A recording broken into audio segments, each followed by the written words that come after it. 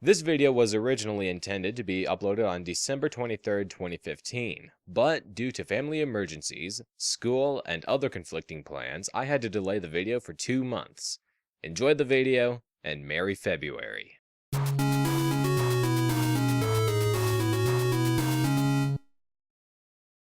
Hello YouTube, my name is Octopus Joey, and Merry Christmas!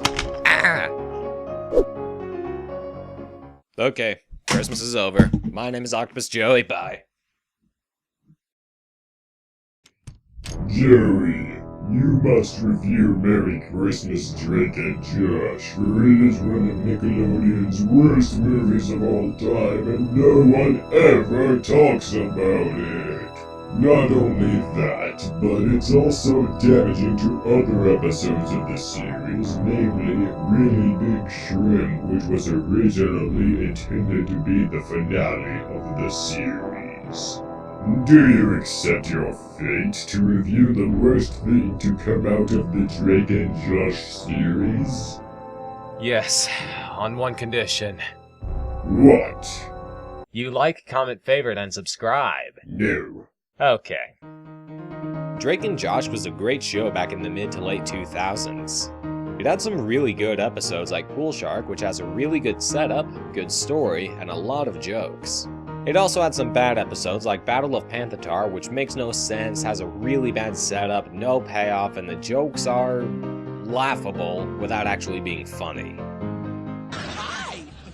Who are you? One might say that this episode is so bad that it's good. Well, Merry Christmas, Drake and Josh is so bad that it's so good that it's bad again. Keep in mind, Merry Christmas, Drake and Josh is a TV movie that premiered after the series finale, Really Big Shrimp. Really Big Shrimp was a nice conclusion, and it was nice to see the series end on a good note. Until this came along. The movie starts with Josh inflating one of those inflatable lawn snowmen, except this one floats? I've never seen a flying lawn snowman. Don't they usually just sit there on your lawn? Otherwise some brat would cut it and it would float away. Oh hey, Megan cuts it and it floats away.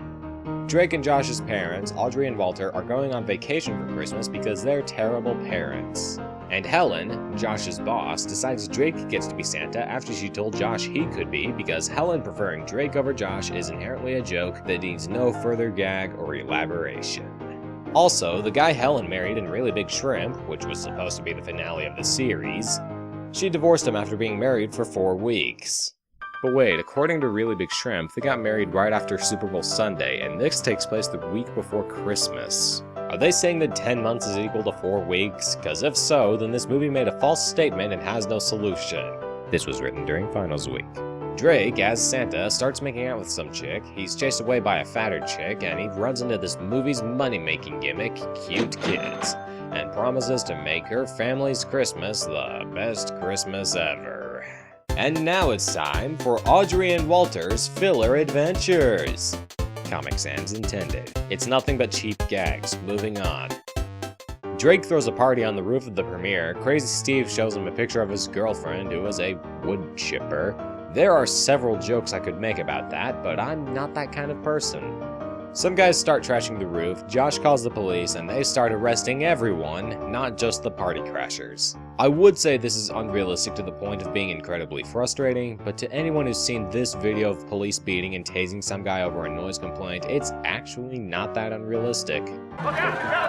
What is unrealistic is the part where Josh falls off the roof, he lands in the back of a pickup truck, it drives off, and there's a police chase set to Christmas music where the guys in the truck don't even notice they're being chased. I get that the joke is supposed to be that they don't hear the sirens because their music is too loud, but why is it that they can't see flashing police lights at night? If for some reason you're saying, it's a joke, it doesn't have to make sense. First of all, why are you talking to your computer screen? Second, just because it's a joke doesn't mean it can just throw all logic out the window. If a joke has something very obviously wrong with it, it's flawed. That aside, the main problems with this scene is that 1, it goes on for way too long, and 2, there's no reason for it to happen in the first place. Josh was already gonna get arrested. This scene is nothing but filler. It adds nothing to the movie, and it's a waste of time. So the truck hits a bump and Josh flies out. He gets arrested without doing anything wrong, the police don't listen to him, and now he's scared of someone in his jail cell. Sound familiar? Yeah, this part of the movie is just a rehash of the episode The Gary Grill, except that episode was way better because Drake was there to react off of Josh and calm him down, and more importantly, that episode didn't have this sound. So Josh's cellmate threatens to beat him up, and Josh shows him a magic trick as a last resort and pulls a quarter out of his ear. Did you just pull a quarter out of my ear? That line is really funny to me for some reason. It took almost 17 minutes, but the movie finally made a funny joke.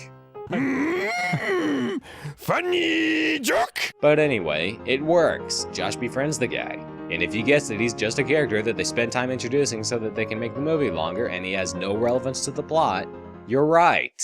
Over at the premiere, because for some reason Josh got arrested and Helen, Drake, and Steve didn't, the gimmick is back. And she reveals that she's an orphan and she's excited that Drake is gonna make her foster family's Christmas the best Christmas ever. So basically, this movie is gonna try to be a tearjerker. Remember that. And because this is a Christmas movie, it has a catchphrase that the writers desperately hope people will start quoting. You can't break a Christmas promise. Except unlike Elf, where the catchphrase has some truth to it, the best way to spread Christmas cheer is singing loud for all to hear. Or It's a Wonderful Life, where it's used for character development. Every time a bell rings, an angel gets his wings. This one is only there to be there, and it makes no sense. You can't break a Christmas promise. You just can't. What happens if you do? The movie doesn't explain. You just can't. Also, in Elf and It's a Wonderful Life, the phrases are cleverly placed for the sake of foreshadowing. In Merry Christmas, Drake and Josh, it's abused to death. You can't break a Christmas promise. So because Drake can't just help the orphan himself, or maybe have Helen, or Megan, or Craig and Eric, or anyone else help him, he decides to break Josh out of jail. Surprise, surprise, he gets caught. So Drake and Josh can't afford a lawyer. Let me repeat that. The musician who had a #1 hit either 10 months or 4 weeks ago can't afford a lawyer. And holy crap, it's the Fonz! Drake lets Helen be their lawyer. She uses Drake's Christmas promise as evidence in court. There's some filler, and Judge Fonzie lets them go as long as Drake and Josh can make the orphan family's Christmas the best Christmas ever. If they don't, they go to prison. I will put you in jail and melt the key down myself. Let's see Tarzan do that. Do I even need to explain what's wrong with this? First of all, there's no jury. This is all the judge's decision. Second, this ruling is stupid. Are they guilty or not guilty? Why would you rule that they're not guilty, but you still might throw them in prison?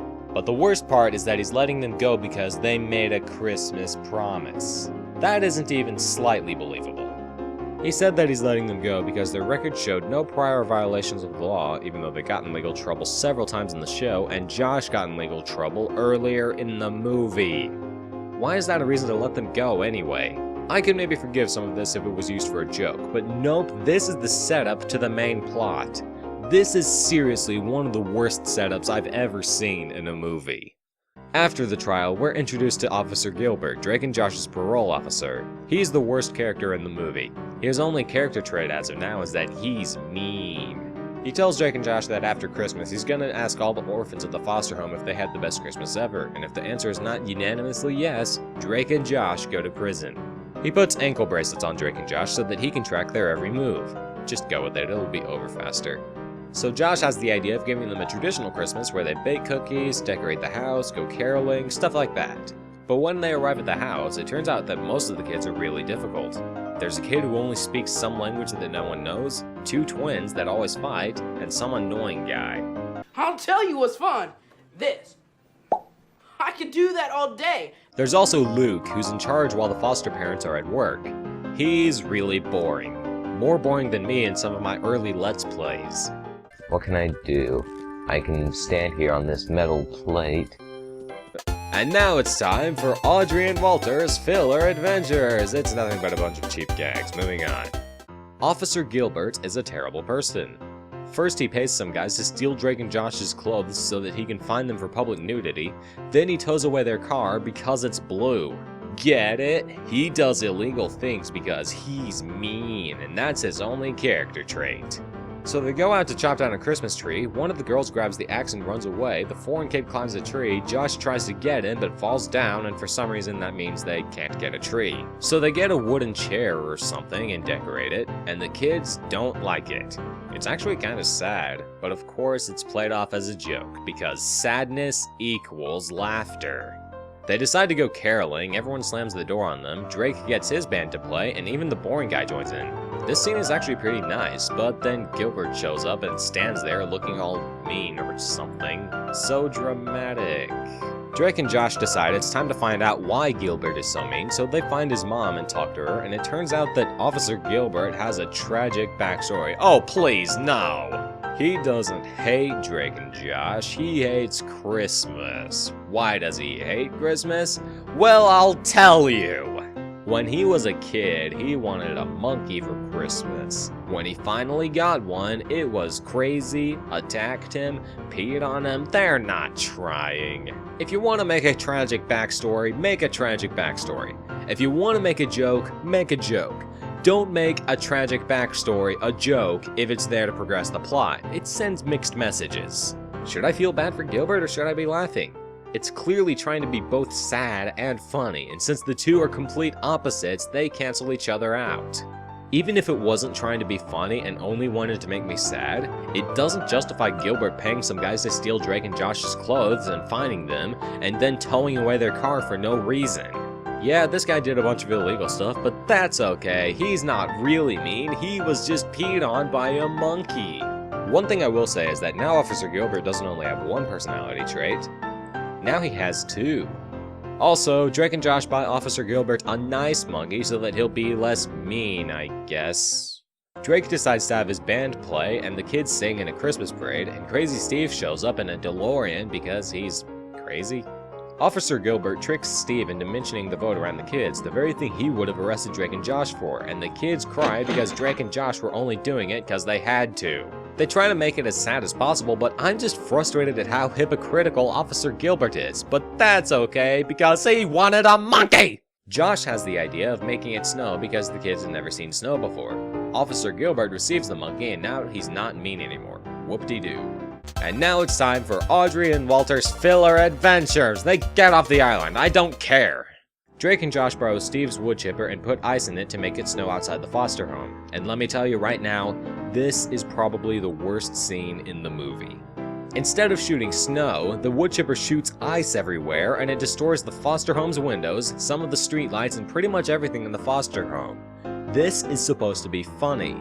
If you find this funny, need I remind you that this foster family can't afford presents? How are they going to pay to fix the windows and everything else? Not only that, but this is built up to be such a nice thing that Drake and Josh are doing, and the entire movie is built around making us feel bad for this foster family. But then it expects you to laugh when all their stuff is destroyed. One could argue that it's supposed to be dark humor. That might work if it wasn't happening to developed characters that we're supposed to care about, or if it was a scenario that's talked about but never actually happens. If it destroyed every house in the neighborhood except the foster home, it might be funny. If Steve warned them not to put ice in the Woodchipper and gave them the worst case scenario of what could have happened if they did put ice in it, that might be funny. Destroying the house and belongings of an orphan family that can't afford presents and the movie spends all its time making us care about is not funny. Drake and Josh get knocked out by the machine, they wake up the next day, and it's Christmas. Officer Gilbert is there to thank them for the monkey, apologize for being mean, and take them to prison. But surprise, he's not taking them to prison, he's taking them downstairs where the foster kids are, and it turns out they decorated Drake and Josh's house. Why? Because Josh taught them a valuable lesson about Christmas spirit or something. But the vote hasn't happened yet. Gilbert still has to let them vote as per the judge's orders, rather than turning himself in for telling them about the vote, which he would have arrested anyone else for telling them about. Gilbert asks them if they all had the best Christmas ever, and they said yes, because why wouldn't they? More importantly, why would they? Their Christmas tree is a chair, they're not getting presents as far as they know, they were lied to, and all their stuff was destroyed. Josh's cellmate from earlier comes by and gives them presents after they say yes. Drake and Josh's parents come back, and it starts snowing? It turns out Crazy Steve made it snow by putting cheese in the Woodchipper instead of ice. What? And that's Merry Christmas, Drake and Josh, one of the worst Christmas movies I have ever seen.